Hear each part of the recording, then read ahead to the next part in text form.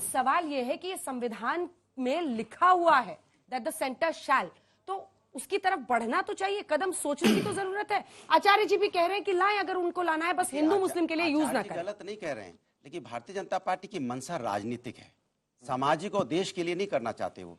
क्योंकि चुनाव की जैसे वो बात कह रहे थे, बस 8-9 महीने बचे हैं, अब आप इसका प्रोपेगेंडा आपने शुरू कर दिया। अरे आप लाइए, मसौदा तैयार कीजिए, पार्लियामेंट में बहस कीजिए, बिल होगा तो पास हो जाएगा, फिर उसमें दिक्कत कहां है। लेकिन आपने पहले से उसका एक माहौल बनाना शुरू कर दिया जिससे कि लोगों के बीच में थोड़ी सी दूरियां बढ़े। बार बार देखिए हिंदू मुस्लिम की बात करते हैं, वो मुझे दर्द होता है, क्योंकि हम हिंदू मुस्लिम नहीं कहते, हम हिंदुस्तानी हैं और फक्र से कहते हैं हम हिंदुस्तानी है। कोई मुस्लिम हो सकता है, कोई सिख हो सकता है, कोई ईसाई हो सकता है, कोई बौद्ध हो सकता है, किसी भी धर्म का कोई व्यक्ति हो सकता है। और इस देश की आजादी में हर व्यक्ति का योगदान है, हर व्यक्ति की देश में आजादी में योगदान दिया है। ये 2014 के बाद से भारतीय जनता पार्टी सरकार आई है, इसके मतलब नहीं है कि यार देश आजाद हो गया। देश आजाद 1947 में था और उसके बाद लोग देश उन्नति कर रहा था। आज आपके समय जब से आप इस देश के अंदर आए हो, आप सिर्फ और सिर्फ एक नफरत की राजनीति को बढ़ावा देते हो। वो ठीक नहीं है, जो कि आपका मुद्दा कुछ और था। जब आप चुनाव 2014 का लड़ रहे थे, तब आप पेट्रोल डीजल की बात करते थे, तब आप वहां डॉलर की बात करते थे, तब आप महंगाई बेरोजगारी की बात करते थे, महिला सम्मान की बात करते थे, तब आप किसान की बात करते थे, स्वास्थ्य शिक्षा की बात करते थे। लेकिन जब से आप सत्ता में आ गए हो, जब आपको ये सब देना पड़ेगा, तब से आप मुद्दे को डाइवर्ट करने लगे हो, तब से मुद्दे को। आचार्य जी, 9 महीने पहले चुनाव के 10 महीने पहले लॉ कमीशन लोगों से विचार मांग रहा है। जो परिस्थितियां बन रही हैं वो किस तरफ इशारा कर रही है?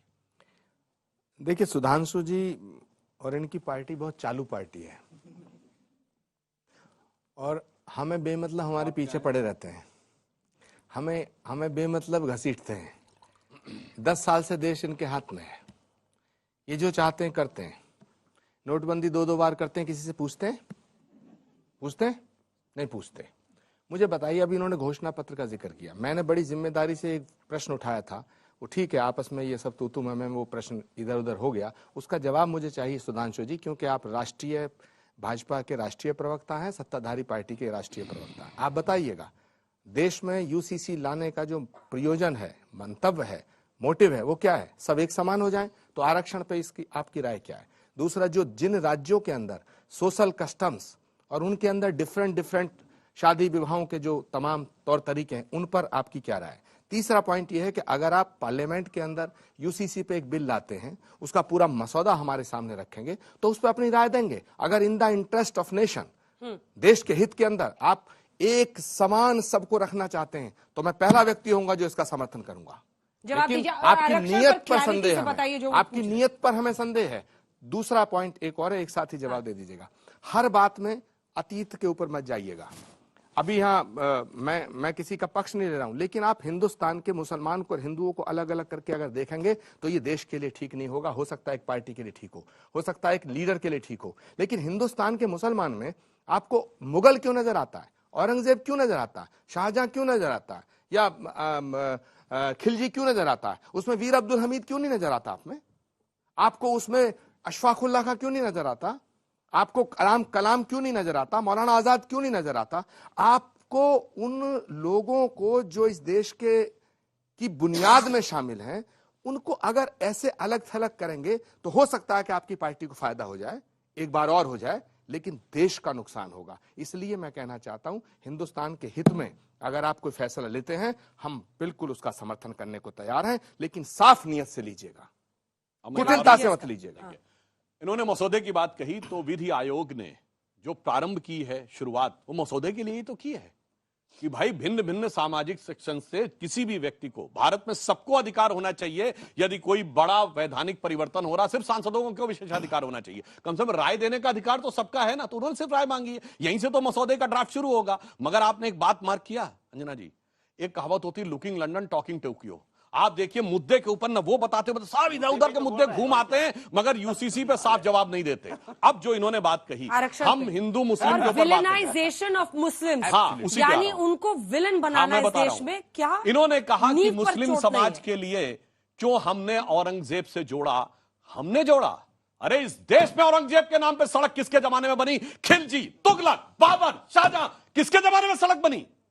आपने जोड़ा। इंडिया गेट का सर्किल घूम के देखिए, किसने महिमा मंडित किया? जब हमने हटाया, डॉक्टर कलाम के नाम की सड़क रखी, तो इनके विधायकों ने आके छाती पीटी कि औरंगजेब रहमतुल्लाह सलेह के नाम की सड़क नहीं हटनी चाहिए थी। अब मैं आपको बात बताना चाहता हूं, उन्होंने बहुत अच्छी बात कही। डॉक्टर कलाम के नमाज़े जनाजा में जाने वाला एक सेकुलरिज्म का सूरमा बताइए। डॉक्टर कलाम का जो मेमोरियल है उसके साथ फोटो दिखाइए किसी एक सेकुलरिज्म के सूरमा की। बुरहान वानी के नमाज़े जनाजा में जाएंगे, याकूब मेनन के नमाज़े जनाजा में जाएंगे, अफजल गुरु के लिए हाय हाय करेंगे। और मैं कहना चाहता हूं, वीर अब्दुल हमीद की शहादत की 50वीं वर्षगांठ 2015 में हुई। मोदी जी की सरकार ने उनके परिवार को बुलाया, उनकी श्रीमती जी को भी बुलाया और सम्मानित किया। वीर अब्दुल हमीद के घर पर गया हुआ एक सेकुलर नेता बताइए, आचार्य जी बताइए। बहुत अफसोस के साथ मैं कहना चाहता हूं, सुधांशु जी जैसा विद्वान प्रवक्ता इस देश के मुसलमानों को पाकिस्तान परस्त सिद्ध करना चाहता, इस देश के मुसलमानों को मुगल परस्त सिद्ध करना चाहता। अगर हिंदुस्तान का मुसलमान जिन्ना की कयादत को कबूल करता तो पाकिस्तान जाता। हिंदुस्तान के मुसलमान ने जिन्ना की कयादत को कबूल नहीं किया, हिंदुस्तान की मिट्टी में रह करके महात्मा गांधी की कयादत में मरना कबूल किया। कैसी बात करते हैं आप? अगर हिंदुस्तान के इन 30 करोड़ मुसलमानों को आप हिंदुस्तान की इस मुख्य धारा से अलग कर देंगे तो क्या हिंदुस्तान का नुकसान नहीं होगा? हो सकता है आप एक बार और सत्ता ले लें, हो सकता है आप 2 बार सत्ता ले लें, सत्ता आती है जाती है, हिंदुस्तान सलामत रहना चाहिए सुधांशु जी। इसलिए कॉमन सिविल कोड लाइए, इसलिए कॉमन सिविल कोड, सुधांशु जी मेरी लेट मी फिनिश, सुधांशु जी कॉमन सिविल कोड लाइए, लेकिन साफ नियत से लाइए। ये कुटिलता, अगर मगर लेकिन भट्टे किंतु पंतु करंतु हटकाना भटकाना मटकाना ये सब छोड़ दीजिएगा, ये सब छोड़ दीजिएगा। ये बहुत आता है, ये बहुत आता है। ये अटकाना मटकाना क्या होता है? ये बहुत आता है। चाहता हूं, औरंगजेब के चैप्टर किसने रखे?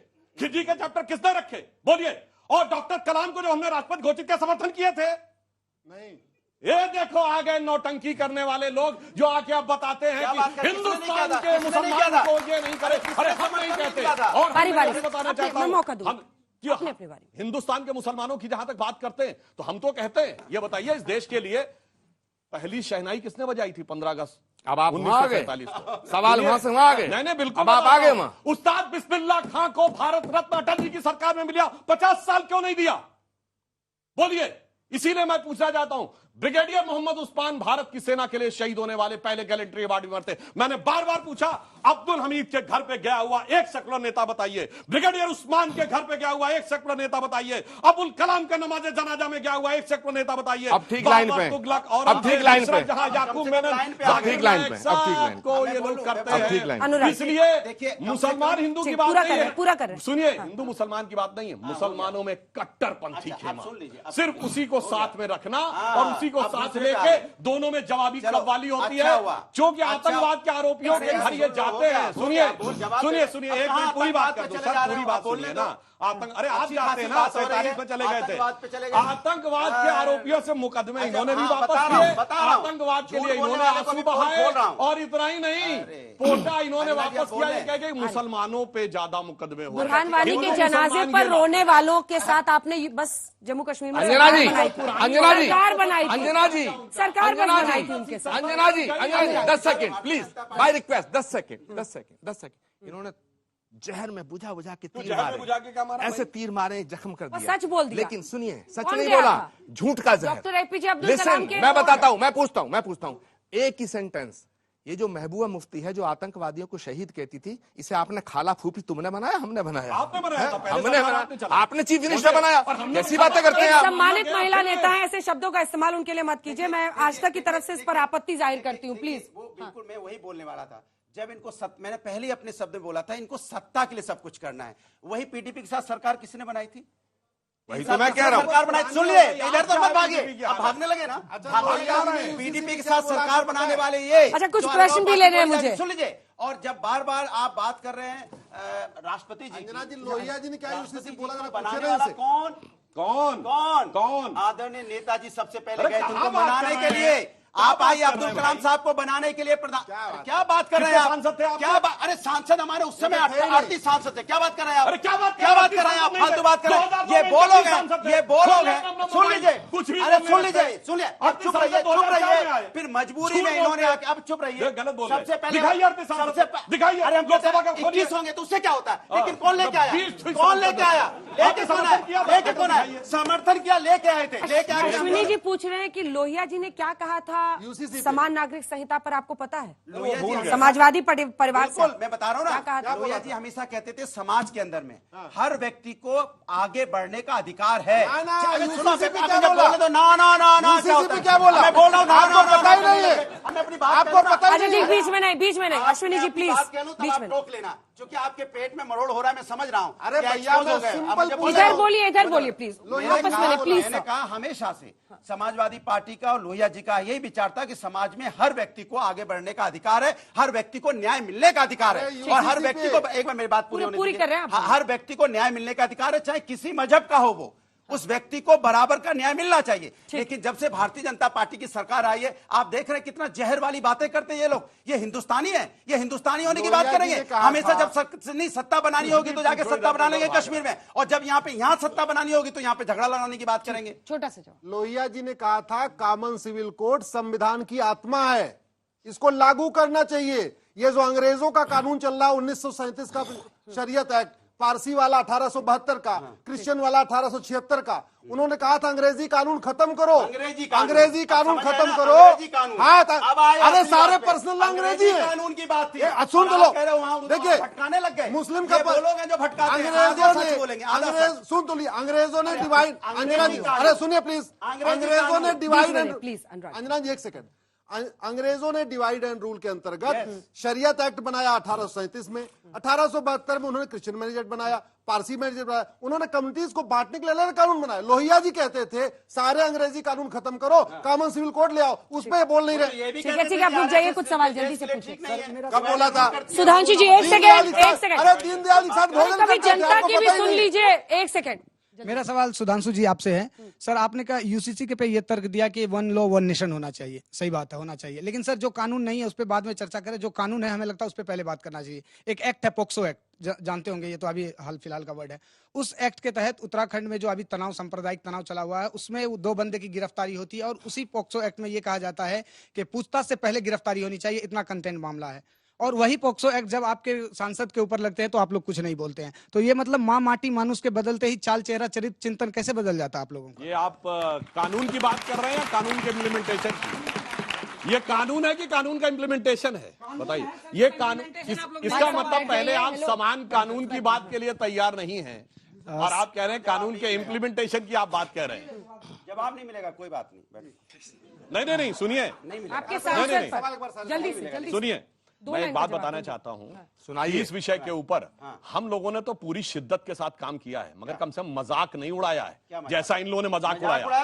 केरल में खड़े होकर इनके मुख्यमंत्री ने कहा 300 केस हैं, इन्होंने मजाक उड़ाया। कमाल की बात कर रहे हो। केरल में एक आखिरी सवाल है, जल्दी से। भाई सर, मेरा क्वेश्चन आपसे है, यूसीसी को अगर सेकुलर सिविल कोड कहे तो गलत नहीं होगा, लेकिन आप ये नहीं यूसीसी के परछाई में जनसंख्या नियंत्रण बिल लाना चाहते हैं, या ये एक आपका ये भी उनका है। फेवरेट टॉपिक है ये। हाँ। और दूसरा चीज ये कि सर 9 साल बाद भी आ रही तो आप उसका वेलकम कीजिए ना, स्वागत कीजिए ना, आपको इस चीज की टेंशन लगी पड़ी है। भटका रहे हैं।